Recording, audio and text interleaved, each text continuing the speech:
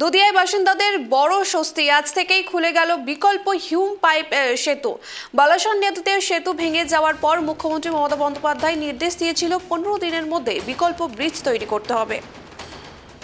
আপনাদেরকে আবারও একবার জানিয়ে রাখবো, দুধিয়ার বাসিন্দাদের বড় স্বস্তি, আজ থেকেই খুলে যাবে বিকল্প হিউম পাইপ সেতু। বালাসন নদীতে সেতু ভেঙে যাওয়ার পর মুখ্যমন্ত্রী মমতা বন্দ্যোপাধ্যায় নির্দেশ দিয়েছিল 15 দিনের মধ্যেই বিকল্প ব্রিজ তৈরি করতে হবে।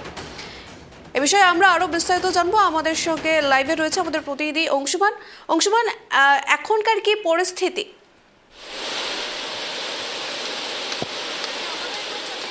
দেখো পায়েল, এই মুহূর্তে যেখানে দাঁড়িয়ে রয়েছি, অর্থাৎ ঠিক আমার পেছনে দেখতে পাচ্ছ যে দুধিয়ার যে বালাসন নদী, তার উপর নবনির্মিত হিউম পাইপের ব্রিজটি, এবং তার পেছন দিকেই দেখা যাচ্ছে যেই ব্রিজটি আগে ছিল 1965 সালের নির্মিত, সেই লোহার ব্রিজটি, যেটা গত 4 অক্টোবর বিধ্বংসী বন্যাতে এবং জলস্ফীতিতে এই ব্রিজটি ভেঙে যায়। তারপরে কিন্তু গত 7 তারিখে মুখ্যমন্ত্রী এখানে ছুটে আসেন এবং সমস্ত বিষয়টা নিজে তিনি সরজমিনে পর্যবেক্ষণ করেন, এবং পর্যবেক্ষণ করার পরেই কিন্তু এই যে বৃষ্টি, এই বৃষ্টির বিকল্প হিসাবে একটি ব্রিজ তৈরি করার নির্দেশ দেন।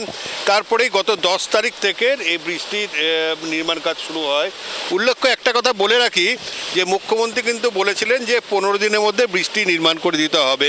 সেই 10 তারিখ থেকে কাজ শুরু হলেও আজ কিন্তু ঠিক 16 দিনের মাথায় এই বৃষ্টিতে যান চলাচল শুরু হতে চলেছে। এখনও দেখো বিক্ষিপ্তভাবে দু একটি গাড়ি যাতায়াত করলেই শুধুমাত্র অ্যাপ্রোচ রোডে সামান্য একটু কাজ বাকি রয়েছে, যেখানে মাটিগুলো ফেলে বা কাজ করার সময় যেসব বড় বড় বোল্ডার বা পাথরগুলো নিয়ে আসা হয়েছিল সেগুলো সরিয়ে দেওয়া হচ্ছে। সেগুলো সরিয়ে দিলেই কিন্তু এই ব্রিজতে সম্পূর্ণভাবে আজকে মানে স্বাভাবিকভাবে যান চলাচল শুরু হয়ে যাবে। স্বাভাবিকভাবেই এই ব্রিজটি বন্ধ থাকার কারণে স্থানীয় বাসিন্দারা একটা বাঁশের সাঁকো তৈরি করেছিলেন। বাঁশের সাঁকো দিয়ে মানুষরা পার হতেন, সেটা কিন্তু অত্যন্ত বিপজ্জনক ছিল। কিন্তু বিশেষ করে মিরিক এবং দুধিয়ার মানুষরা তারা কিন্তু অনেকটাই অসহায় হয়ে গেছিল বৃষ্টি না থাকার জন্য। কারণ মিরিকে যারা থাকেন তারা নিত্য প্রয়োজনীয় জিনিস আনতে শিলিগুড়ি আসতে হলে তারা অনেকটা পথ ঘুরে অনেকটা সময় নিয়ে তাদেরকে শিলিগুড়ি এসে এখান থেকে তাদের নিত্য প্রয়োজনীয় জিনিসগুলো নিয়ে যেতে হতো। কিন্তু এই যে বৃষ্টি আজকের থেকে যেটা শুরু হতে চলেছে, এই যে হিউম পাইপের বৃষ্টি হয়ে যাওয়ার পর তাদের কিন্তু সেই অসুবিধাটা থাকবে না।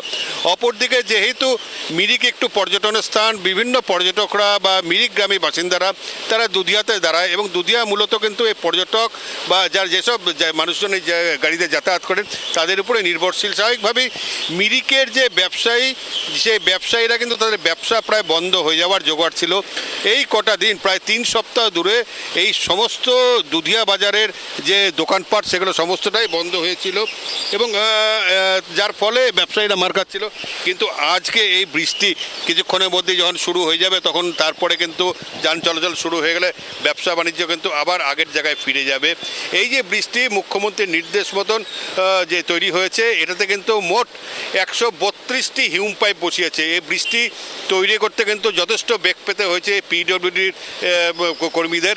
কারণ নদীতে বালাসন নদীটা এতটাই খরস্রোতা ছিল, এবং এই নদীতে যে জল ছিল সেখানে হিউম পাইপ বসিয়েও কাজ করতে প্রায় অসম্ভব হয়ে দাঁড়িয়েছিল। সেই জন্যে নদীর ওপারে, অর্থাৎ যেখানে আগের বৃষ্টি ছিল লোহার বৃষ্টি যেখানে ভেঙেছে, তার পেছন দিক থেকে জলটাকে দুভাগে বিভক্ত করে জলটাকে দুই দিক দিয়ে নিয়ে যাওয়ার পর তারপরেই কিন্তু হিপ পাইপ বসে বৃষ্টি নির্মাণ করা সম্ভব হয়। যে 1965 সালে যে পুরনো লোহার বৃষ্টি, এর অবস্থা, কাঠামোগত অবস্থা অনেকটাই খারাপ ছিল, যার ফলে কিন্তু বেশ কিছুদিন আগে, প্রায় 6 মাস আগেই বিকল্প একটি পাক্কা সেতু নির্মাণের কাজ কিন্তু শুরু হয়ে গেছে, এবং যেটা শেষ হতে প্রায় 1 বছরের মতো লাগবে। কিন্তু তারপরে এই বিপর্যয় নেমে এসে এই বৃষ্টি ভেঙে গেলে এই যে হিউম পাইপের বৃষ্টি ঠিক 16 দিনের মাথায় তৈরি হয়, এবং এখান দিয়ে কিন্তু আজ কিছুক্ষণের মধ্যেই যান চলাচল সম্পূর্ণভাবে বা স্বাভাবিকভাবে শুরু হবে, যার ফলে মিরিকবাসী এবং দুধিয়াবাসীর মনের মধ্যে স্বস্তি ফিরবে। পায়েল, আর যেমনটা তোমার কাছ থেকে আমি আরেকটু জানার চেষ্টা করব যে উত্তরবঙ্গে যে ভয়াবহ বন্যা পরিস্থিতি আমরা দেখেছি, তারপরে ওখানকার সাধারণ মানুষের জীবনযাত্রা বলতে গেলে একেবারে বিপন্ন হয়ে গিয়েছিল। এবার এই যে একটা হিউম পাইপের যে অস্থায়ী একটা সেতু তৈরি হয়েছে, ওখানকার সাধারণ মানুষের কেমন লাগছে? ওনাদের সাথে কি কথা বলেছেন?